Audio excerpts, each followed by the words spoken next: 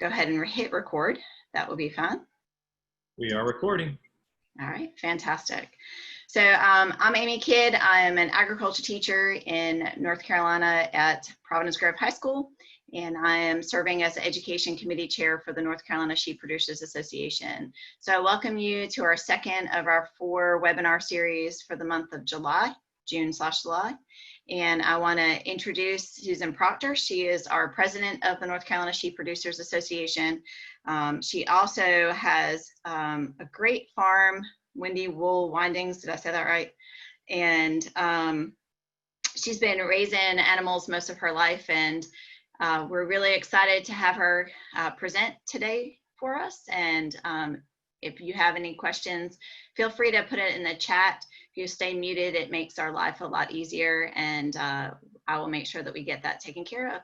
So have a great webinar, Susan, and if you have any questions, let us know. Okay, all right, well, let's jump off of this diving board and see where we go with it. First off, as we originally planned, John Brasfeld and I were going to work a duo on this, and unfortunately, John had some emergency surgery to be done on his mother today, so he was not able to be with us. I'd also like to thank Andy Burlingham for being our Zoom tech, and Elisa and Amy both, who have put in hours trying to make these webinars work for us. So having said what little bit I just did, let's start with John's presentation that he created for the sheep vaccines. As most of you realize, vaccinating prevents disease, and sick ewes don't give you lambs, sick rams don't give you lambs. So we're going to go through several vaccinations that really are important to give before breeding time in your flock. Give me just a second. Let me see if I can get this to share. Is it sharing, Amy? Not yet, no. So hit share screen. Okay, there it goes. It'll pull up your choices and then click on that PowerPoint. Okay.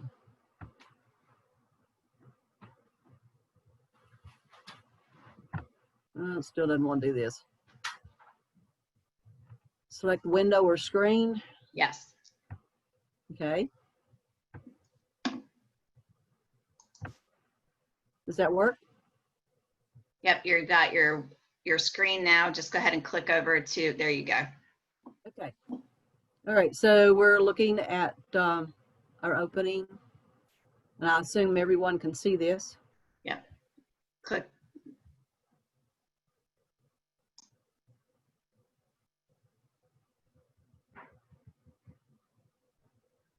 So as I get used to new technology, obviously I still have glitches. We're going to go through this, hopefully. Okay, so, oh, go away. Not y'all, this. Okay, so your considerations on your vaccinations, of course, consult your veterinarian. If you don't have a veterinarian close around, go to your extension agent. Ask them for references. Call somebody at the North Carolina Sheep Producers. We'll be glad to try to help you out. But please find a veterinarian, because there are some of these drugs that you cannot get, and there's some of them that you're going to want their input as you give them. Be sure that you do follow your label directions and the withdrawal periods. And also remember, any vaccination that you give has a withdrawal time. So if you've given a ewe some of these vaccines and then decide, I'm not going to keep her, I'm going to cull her, be real sure that you are at the withdrawal time so that that medication doesn't go into the food chain. That's very important with all of us, whether it's cattle, horses, whatever. Be real sure about your withdrawal times. There are 4 different areas, and I don't know if you can see some of these quite as clearly as I would have liked. Intermuscular means that you're putting the needle all the way through the skin into the layer of muscle. Subcutaneous means you're going to give it right under the skin, which takes a longer time for it to disperse into the body because the capillaries are picking it up rather than a vein. Intranasal, that is actually a spray that you're going to spray up into the sinus cavities. The transdermal is a sort of halfway between subcutaneous and intermuscular. On the commercial animals, you're going to use the neck because a lot of vaccines will cause some swelling and irritation when they get into the food chain, or if they go to processing. That's going to have to be cut out. So that's going to be lost in your meat production. So if these are animals, let's say they're lambs that you're raising strictly for meat, and you're giving your CD&Ts, give those in the neck, or else go inside the front leg, between the elbow and the body where there's a lot of skin, and give that there. So the first one, of course, is an important one both for lambs and for ewes, and that's your CD&T. That's for your Clostridium, as well as the tetanus. These help to prevent issues. Sorry about that. I'm trying to see who's sent a text. Anybody? Okay. We give our ewes, before breeding, we give them a CD&T vaccine, which is basically a booster that provides immunization to the lamb. But as soon as my lambs hit the ground within 3 days, I'm giving them a CD&T also, because I'm also going to be doing castrating and tail docking. For people that don't have to tail dock, that's not an issue. But tetanus is something that you really want to try to avoid. So we all recommend the CD&T. Look, thank goodness that with your ewes, adult ewes, you're only giving boosters, but you should be giving 2 vaccines to your lambs. Give them one early, as it says, within 6 weeks of age. And then at weaning, I like to give another one, because you'd be surprised how much those lambs will start eating. This CD&T will help prevent overeating disease, which will kill your lambs, and you won't even have a clue. You're going to walk in there in that morning, they'll be fine, they're eating like they're supposed to. That afternoon, you walk in there, and all of a sudden you got some dead lambs. Chances are that is overeating disease causing that. So an annual vaccination for the adult ewes and rams, which is usually given within 30 to 45 days of breeding. And then with your lambs, you want to go ahead and give them shots immediately after lambing.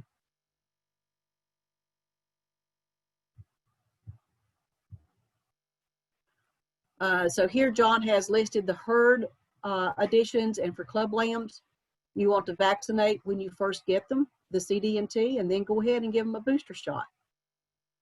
Lambs from unvaccinated,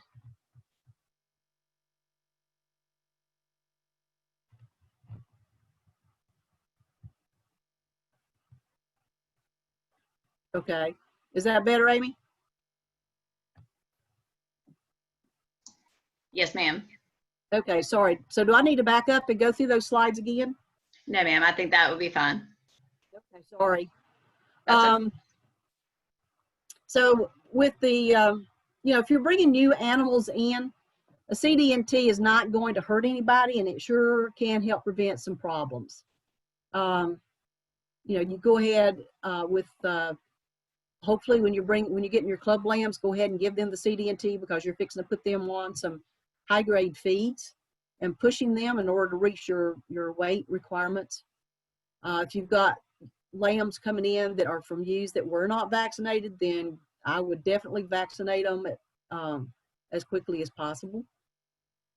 And then if you can, keep a tetanus antitoxin on hand, because you never know what's going to come up. Like last year, I had a lamb that managed to hang an eye, and we had to take the eye out. And even though he had 2 doses of CD&T, we went ahead and gave him another vaccination of it, just to be real sure that we didn't have problems later on.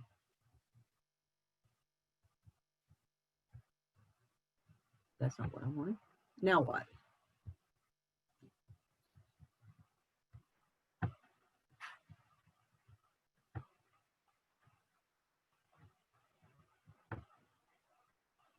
Okay.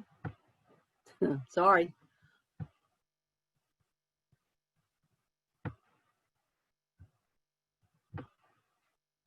Okay, so, all right, this is showing a lamb that has got malignant edema. I've seen it in dairy cattle. Luckily, I've never seen it in my sheep. But it's caused by the Clostridium. So is blackleg. I actually give the CD&T, and then I also give a 7-way vaccine, which that's what the CDT Plus is. There's quite a few different ones that you can pick up. I usually use Vision 7 is what I use. For the cattle respiratory vaccine, if you're grazing your cattle and your sheep over the same areas, a lot of times they're going to get mixed up. You want to go ahead and utilize this respiratory vaccine. It used to be a Nasalgen. We used to give that as a Nasalgen, and they may still do. I don't use it anymore because my animals are not being mixed with the cattle. The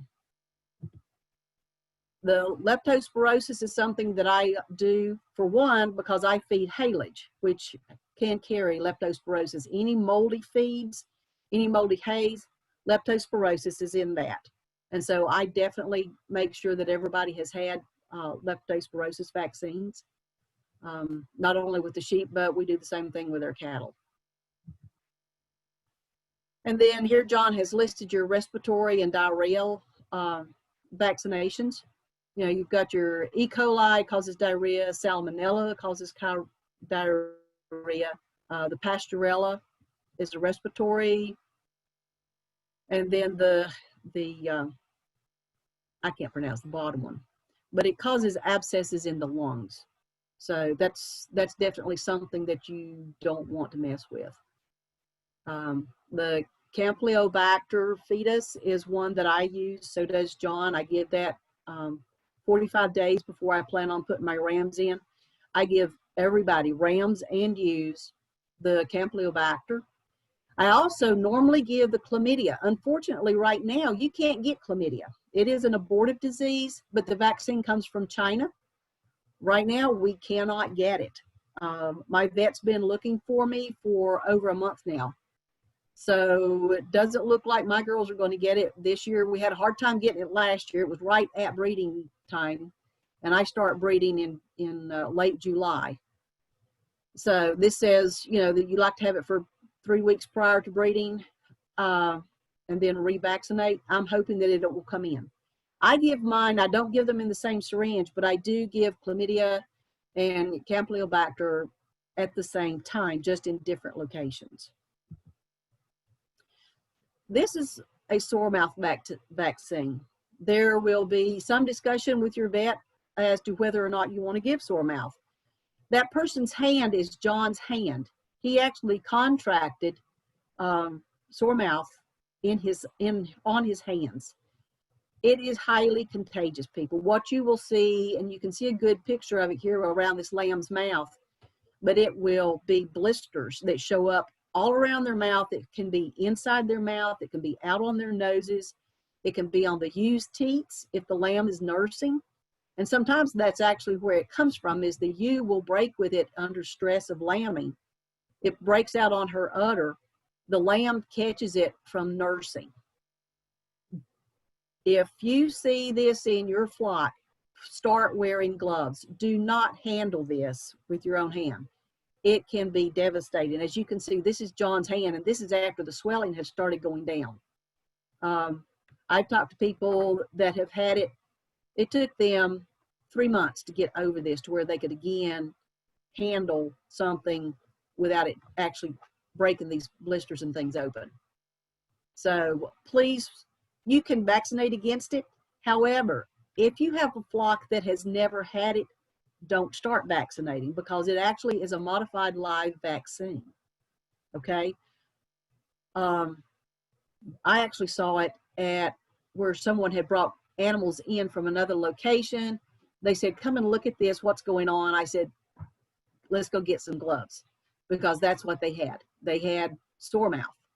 So it's highly contagious, but if you don't have it, My recommendation and what I have been told by other vets, do not vaccinate for it because you're going to introduce it and you don't want to. A rabies vaccine, here again, it depends on where you're at. I guess that if I lived where there were frequent cases of rabies, I'd be vaccinating my animals.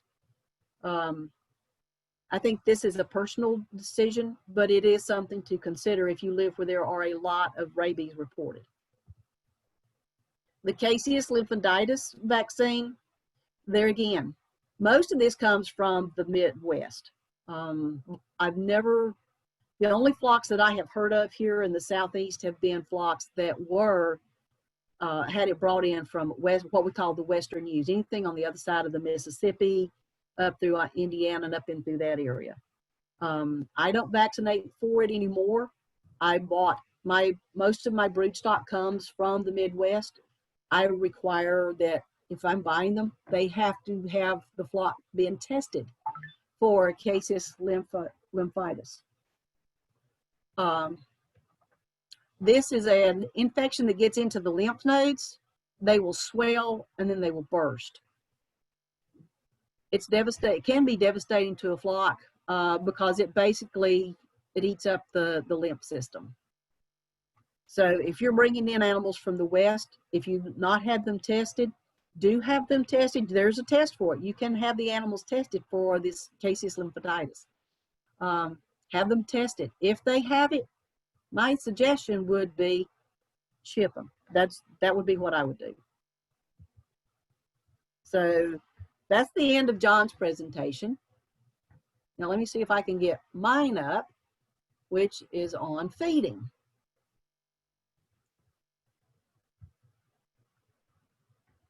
Oh, fiddly dee.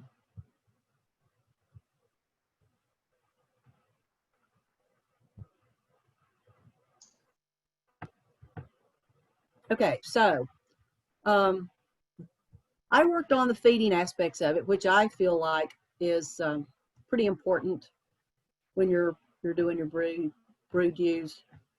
3 things: check the body score of the ewes and rams. Susan, your PowerPoint's not up. Your PowerPoint's not up.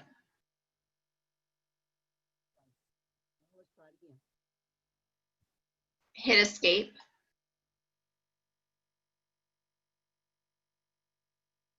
Yeah, you need to change the screen that you're sharing, is what you need to do. Okay. Where do I do that? Here?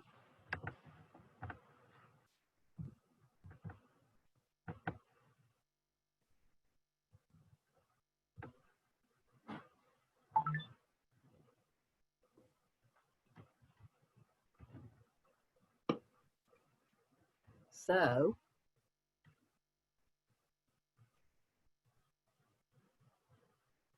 can you see it yet? No. All right, let's try this. Yeah, go to share. Click share screen on the bottom again, and then click on your PowerPoint screen. Okay.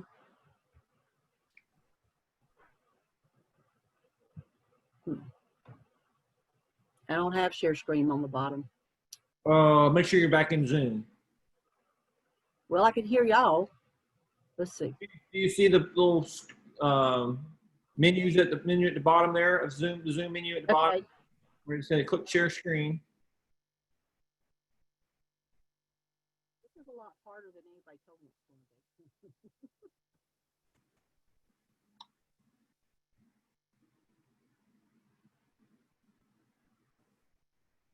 Now there's a presentation. There you go. Okay. All right. So 3 things that we want to look at is you want to check the body score on your ewes and your rams. You want to make sure just how good your pastures are if you're going to be breeding on pasture. And then you want to think about what your most economical feed options are during the breeding season.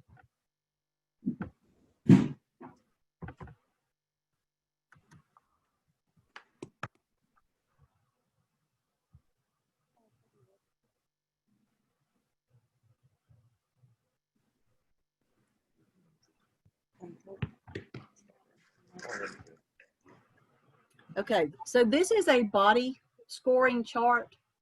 If you look at that top view, that's a condition 1. This is, in my words, this is an emaciated ewe. If your ewes, which no one's probably are, but if you have ewes in your flock that you're getting ready to breed and they look like this, I'm hoping you've got at least 6 to 8 months before you're going to start breeding them. Because this ewe, if she breeds, she's only going to probably give you 1 lamb. If she carries it to term, it's not going to be a very healthy lamb, and you're not going to be a very happy camper all year with this setup. The number 2 is a little bit better. Unfortunately, you're still seeing a lot of rib on these. You can still see the transverse processes on the backbone. You can see their hips. Number 3 and 4 are the conditions that you really want your ewes and your rams to be in. And for hair sheep or sheep that have been closely shorn, you shouldn't have too much trouble. But if you've got sheep that are carrying, let's say 5-6 months worth of fleece, and some of us do have that, get your hands on these sheep. See if you can feel the rib bones. See if you can feel the backbone. See if you can feel those hips.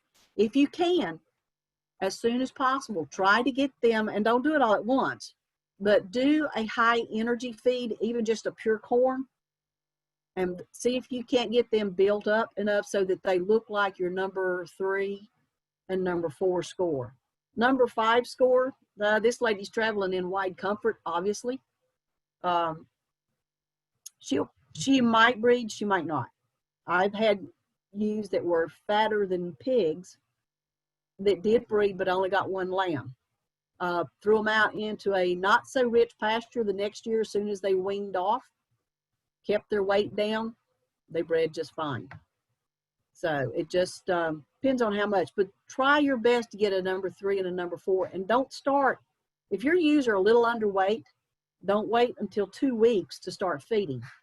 Start feeding 3 or 4 months ahead of time so that you've got time to build them up without foundering, because that's easy to do with sheep.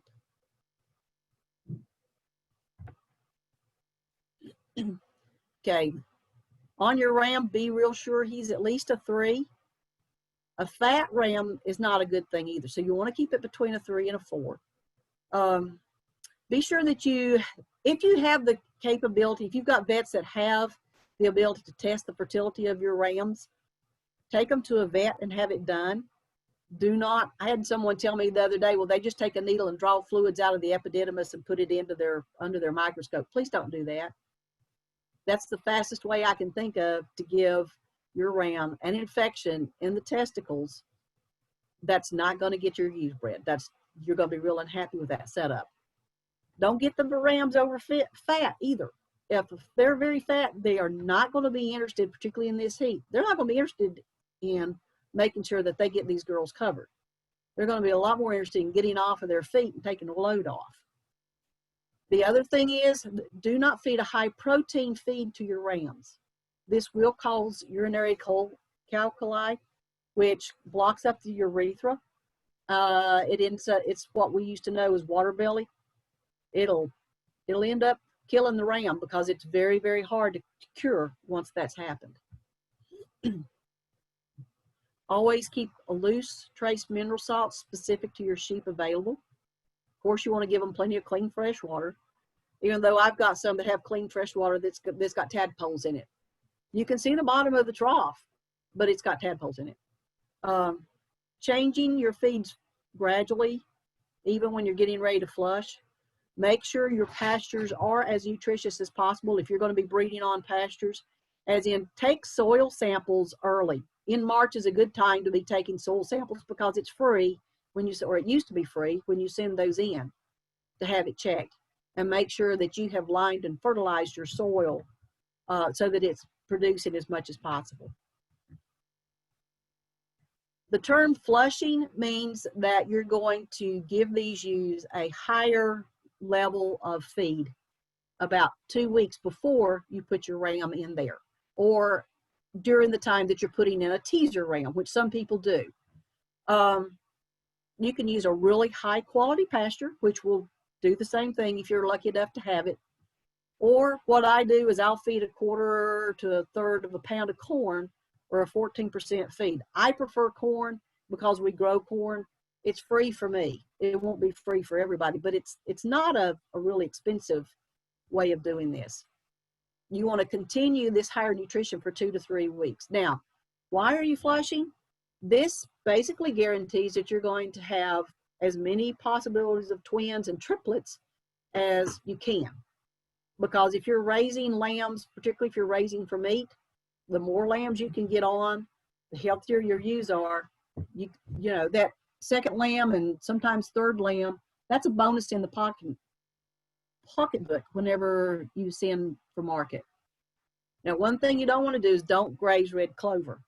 Red clover creates a false estrogen, which will actually prevent your ewes from breeding. So if you've got, now white clover does some, but nothing like what red clover does.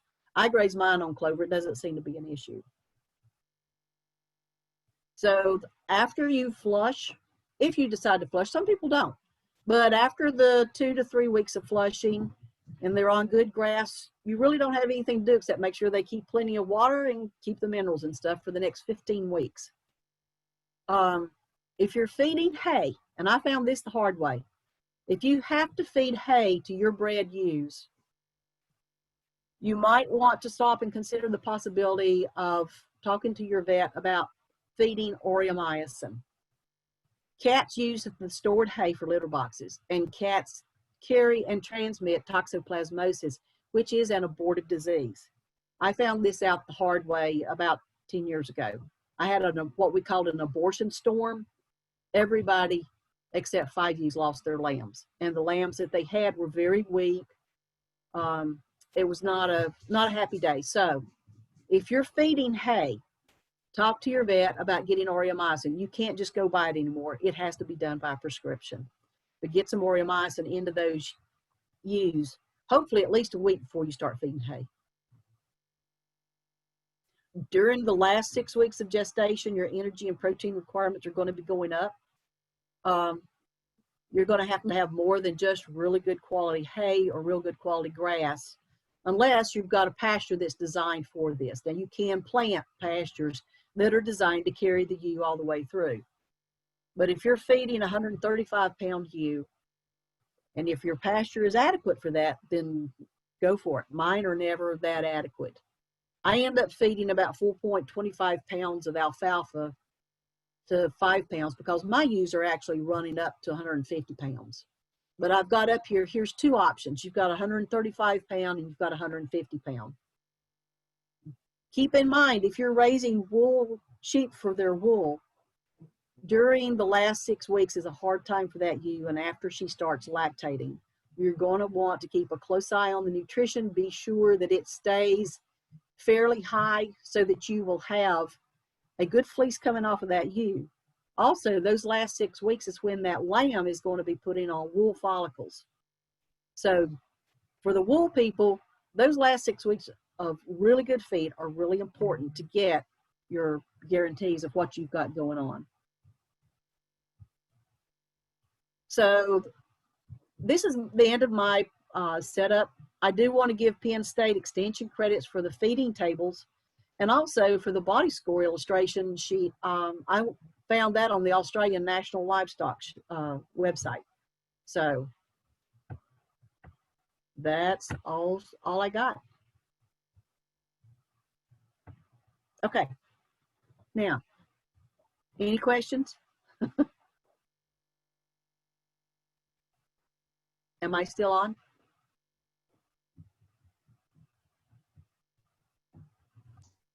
You are. You still have your screen shared. Okay, so stop share. Mm-hmm. How's that? Perfect. Sorry. Like I said, getting dragged, kicking and screaming into the technology. Are there any supplements that you give along during, during lambing season, like selenium or any of those? I make sure I buy my minerals have already got selenium, and I also use have the Zen Pro. I actually buy them through Southern States, and that's not a plug for them, but that's who I found. My minerals have both selenium and Zen Pro, which is an added zinc for their hooves. So yes, I am feeding that. If I have a ewe that the vet has done a pregnancy check on, and she says she either says I don't see any lambs, or she say, you know, it sounds like, because a lot of times when they pregnancy check, they don't actually see triplets. I will get a 24% protein block and put those ewes into a separate pen where they can nibble on that 24% protein. So yeah.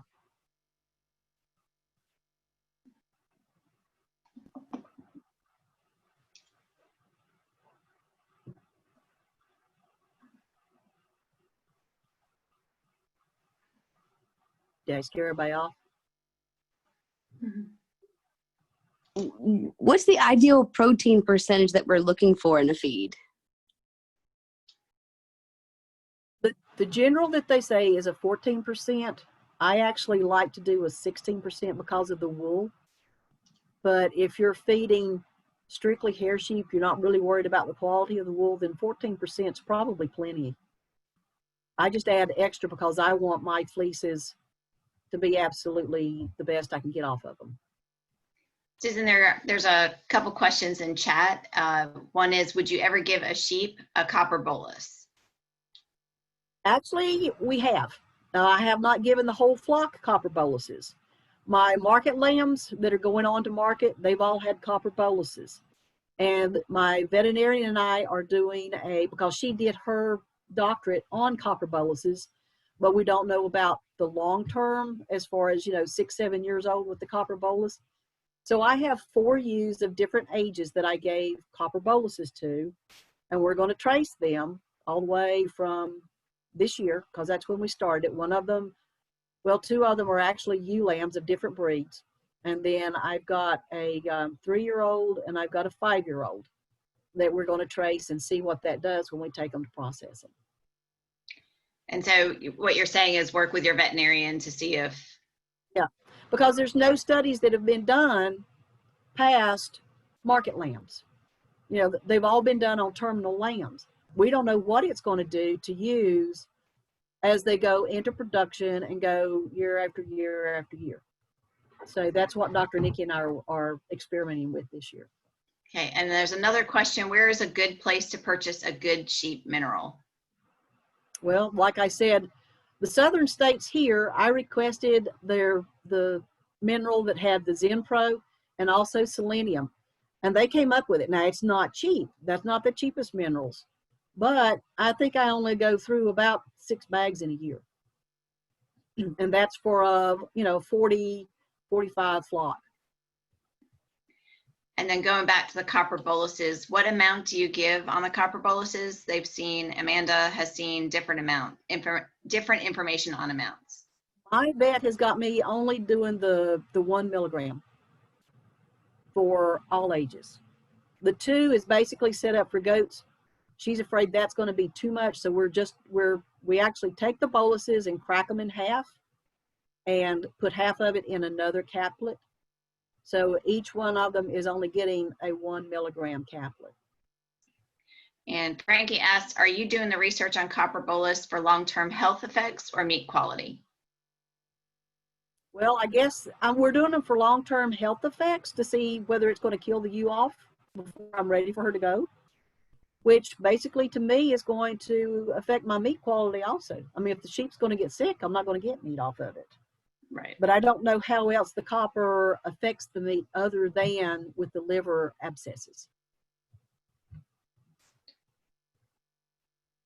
Because, I'm not really raising them for meat. I'm raising them, meat is a sign lot, even though mine are dual purpose sheep. And I have a question, what is the #1 disease disorder that you've seen in your flock? Toxoplasmosis, all over everywhere. Toxoplasmosis. The toxoplasmosis, because you can't vaccinate for it. There's no vaccine. The only combat service that you've got is the aureomycin, which means you've got to figure out a way to get that aureomycin in them, and they're not going to eat enough of it if you mix it with the minerals. So that's an extra cost. Hopefully, I don't have to start feeding hay this year, until, let's say, November or December, which is getting close enough to where they're going to be coming in and staying on lot anyway. I mean, I feedlot my ewes the last 6 weeks just to make sure that somebody doesn't come up and have a lamb and the hawks get it before I do. But there again, I grew up where blackleg was rampant up and down the creeks. The spores followed the creek lines, and you would have years you'd never see it, and then all of a sudden it hit and you'd lose 3/4 of your calves as well as half your mama cows. So as soon as they came out with vaccines, and you got to remember this has been over 50 years ago, when they came out with those vaccines, my dad and I were right there giving it. We saw the results. I believe in vaccines. So the only thing that I have a problem with now is toxo. Knock on wood. Maybe I shouldn't have said that.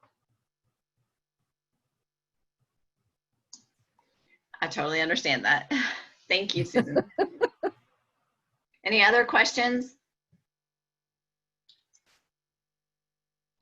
There's a question, do you or your sheep have a preference for hay?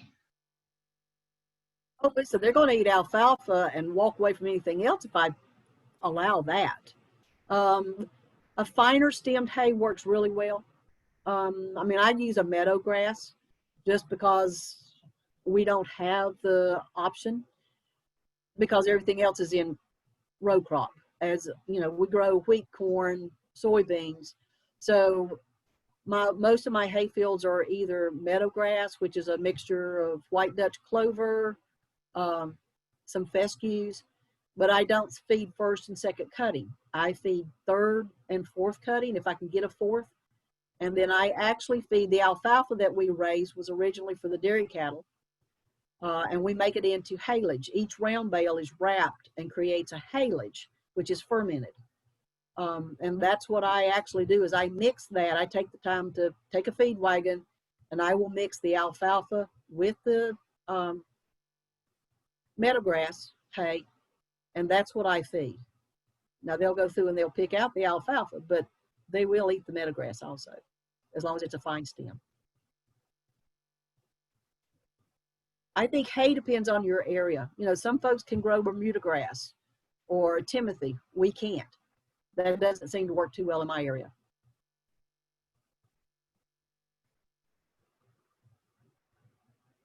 Any other questions?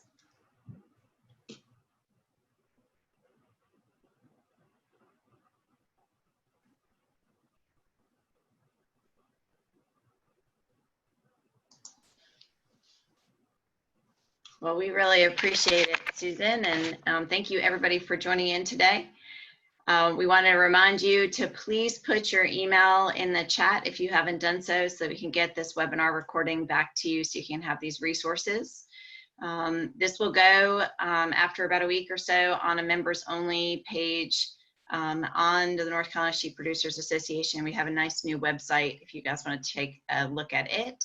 And then we have 2 more webinars. There'll be one on the 14th, and that's going to be on fiber prep, value-added products and more, be presented by our secretary, Alicia Moore.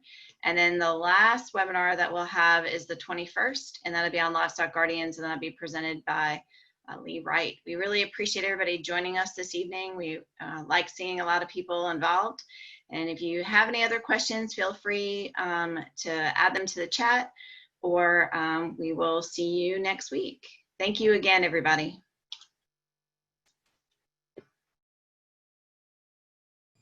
Good job, Susan.